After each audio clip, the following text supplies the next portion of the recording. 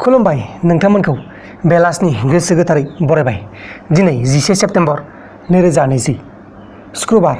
फैदो दिननि बेलासिनि माखासे फिसा गेदेर खौरांफोरखौ फारि फारि मिथिनानै लानि। गिबि खौराङा जाबाय जोंनि बे हादोराव जेखैबो जेरावबो कर'ना भाइरास बेमारा गोसारगासिनो दङ।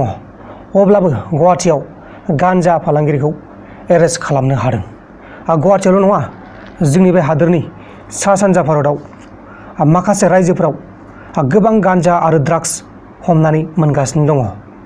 लोगोसे दिनै सुक्रुबारखालि क'क्राझार देबरगावआव थानाय बड'लेण्ड मुलुगसोलोंसालिनि गासै 100निबो बांसिन B.Ed फरायनाय फरायसाफोरा रिजाल्टखौ थाबैनो नांसिगौ होननानै गोख्रों सोमावसारदों। 30 सेप्तेम्बरनि सिगां आनजादनि रिजाल्टखौ नांगौ होननानै बुंदों। नाथाय मा जायो नायनोसै। गुबुन फारसेथिं दिंनि बर' रायजो राजा बिथांमोना फोरमायदों दि जुदि बे बिलआ फैगौ बिधान सभानि जथुमायाव बारहोनाय जायाब्ला बिटिसिनि बायजोआव थानाय बर' ओनसोलाव हाबनो मोननाय जानाय नङा होननानै फोरमायदों। जोबोद दुखुनांथाव बिथांमोना थाबैनो बे बिलखौ पास खालामनो हादों। जै बर' हारिनि। दानिया फैदो गुबुन खौराङाव।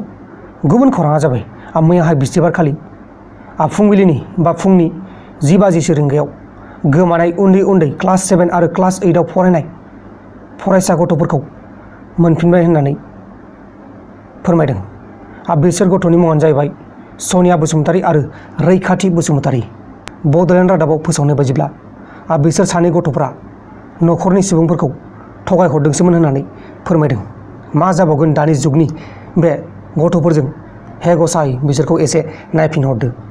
लोगोसे कंगना रानौतनि सासे जोबोर गिदिर फेनखौ शिब सेनानि MP सन्जय रानौतखौ लानानै गोबां बेरेखा बाथ्रा बुंनायनि थाखाय वेस्ट बेंगलनि कलकातायाव दिनै दहाय फुङाव एरेस्ट खालामनाय जाबाय।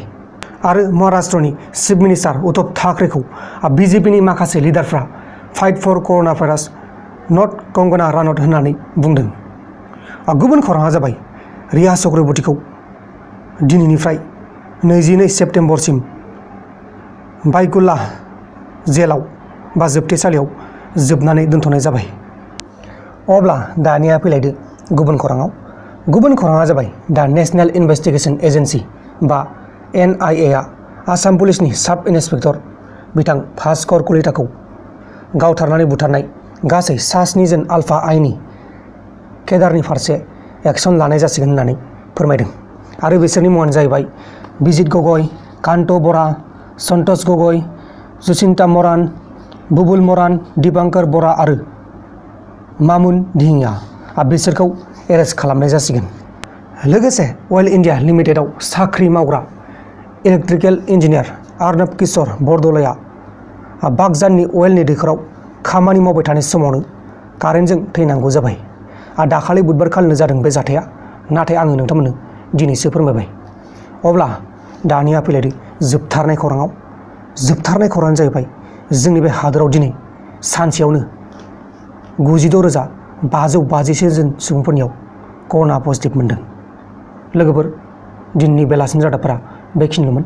जुदि नोंथांमोना आंनि बे भिडिअखौ मोजां मोनदों अब्ला शेयार खालाम आंनि बे भिडिअखौ नोंथांनि लोगोनो।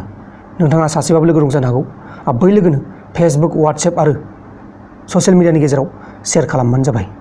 जोबोर जोबोर गोजोननाय थागोन आंनि बे गोसो गोरबोनिफ्राय। बाय बाय।